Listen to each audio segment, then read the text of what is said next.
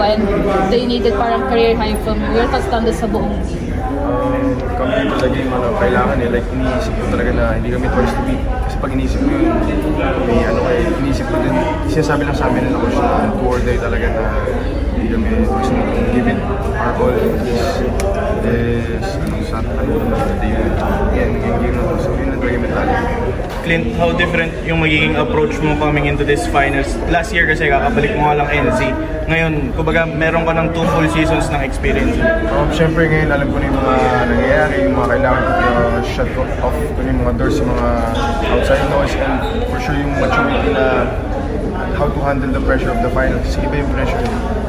Siyempre, first time ko last year, need to say kahit medyo veteran na ako sa college, iba pa rin yung finals. So, yun yung may instill ko ngayon sa akin, pati sa mga teammates ko, maturity. Pero for you personally, would you like to face San Beda again in the finals para kumbaga like exacting revenge from last season? San Beda, ito na siguro yung pag San Beda man, hoping ako for San Beda kasi syempre sila yung kalaban namin last year. Yun yung pinaka siguro ice cream on top, cherry on top. Chichen ka sa San Beda. Ha? Chichen ka siya.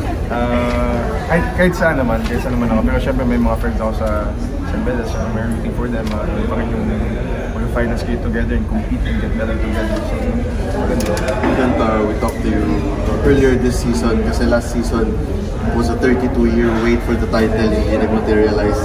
Now 33-year title round.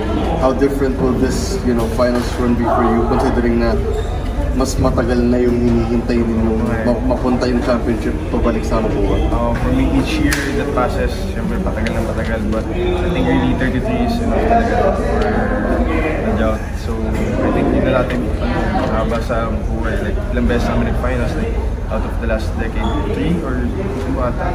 So yun, kailangan na talaga natin ito na talaga yung time natin. Perfect time. Perfect timing.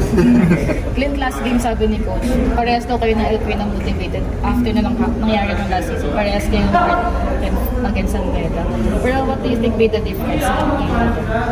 Siyempre yung feel ko yung hustle namin and yung kahit mag-run yung actually maturity sa game, kahit madami kami mga young guns, hindi kami nag-panic.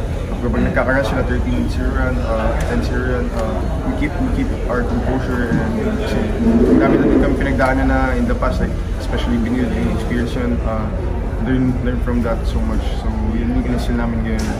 Hopefully, kahit sa finals, kung sino man makalaban, ma-instill din namin yun.